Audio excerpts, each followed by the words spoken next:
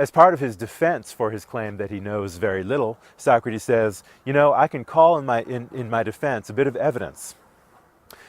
And at this time, as I mentioned in our last lecture, at this time, there was a temple at a place called Delphi that had priestesses called Pythians.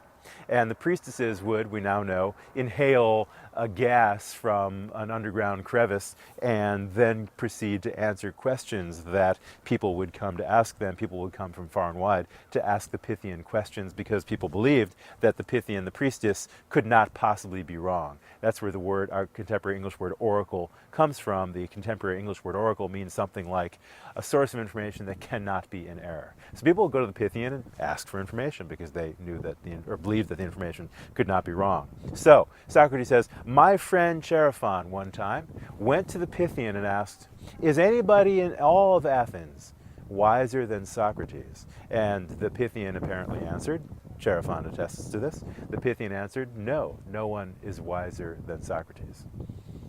Now, Socrates now goes on to say, don't be surprised by this. This sounds perhaps amazing, but I was surprised too. I was amazed at this answer, and I didn't understand it. I thought maybe the god who spoke through the mouthpiece of the Pythian, the priestess, was somehow using a riddle or messing with our minds in some way. But then I began to think about it. But first thing, backing away from what Socrates himself says, let's be sure that we're clear about what that answer actually means. When somebody says no one's wiser than Socrates, that's not the same thing as saying Socrates is wisest at all. Just as if I say no one is taller than George, that doesn't mean that George is the tallest. He might be tied for first place with Mary and Susan and Bob, for all we know. So no one's taller than Socrates. Let me try it again. No one is wiser than Socrates might just be because many people are equally wise, and that no one is more wise than he is, but he could be tied for first place with 17 other Athenians, for all the Pythian priestess has said. That left aside, that's a little bit of logic chopping, as it were, but I think it's important to be careful about what the actual statement is. Next point is the following. Socrates says, look, I was surprised by this answer. I didn't understand it, and so I took it upon myself to try to figure out what the oracle could possibly mean.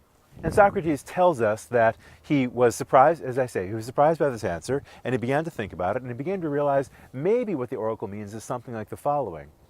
I don't pretend or profess to have knowledge, whereas other people profess or pretend to have knowledge that they in fact don't have. So, Socrates says, maybe I have the following slight advantage over many of my fellow Athenians. I'm not under any illusions of thinking I know when in fact I don't, whereas other people are under these illusions of thinking they know when in fact they don't. And this teaches us a general lesson about the nature of self-knowledge, I want to suggest. That is to say, self-knowledge requires a certain amount of wisdom, and wisdom is not just a matter of having a lot of information, of knowing lots of things. Wisdom is also a matter of knowing your limitations, knowing what you don't have, having a certain amount of humility over the fact that there are many questions whose answers you don't know. So Socrates starts out with that general idea that perhaps what I have, the advantage I have over many of my fellow Athenians, is that I don't have any false preconceptions about myself, and that I have that little bit of wisdom and thereby self-knowledge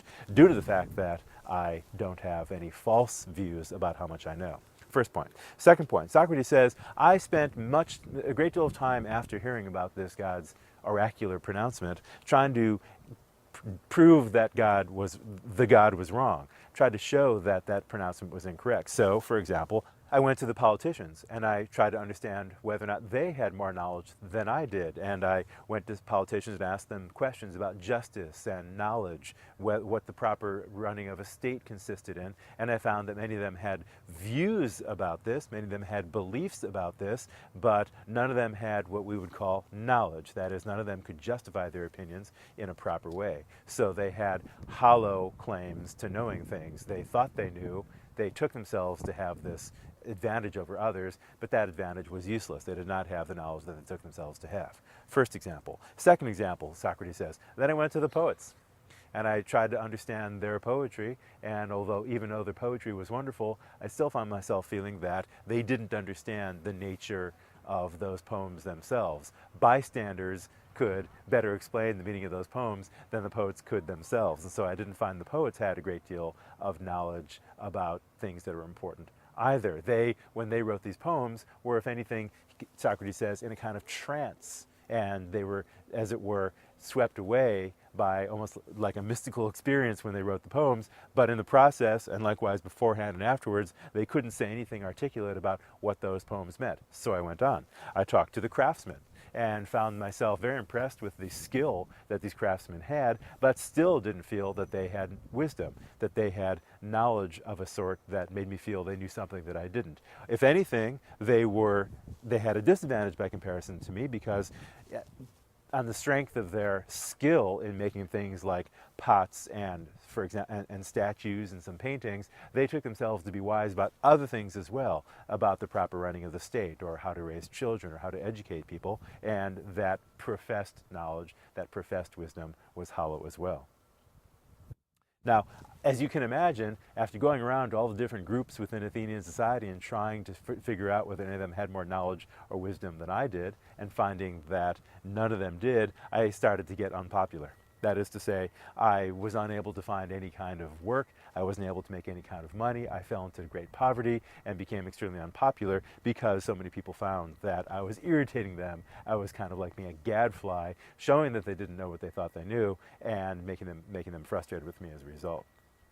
And not only that, but some young men follow my example. You can see the young Athenians around me, Socrates says, who follow me wherever I go, more or less, who join in my conversations with others, in which we all try to show, or determine at least, whether or not our fellow Athenians have knowledge. These young men engage with me in these conversations and kind of do the same thing. That might be why it is that people think that I'm professing knowledge and trying to change these young men, but they choose to follow me. I'm not making them do so.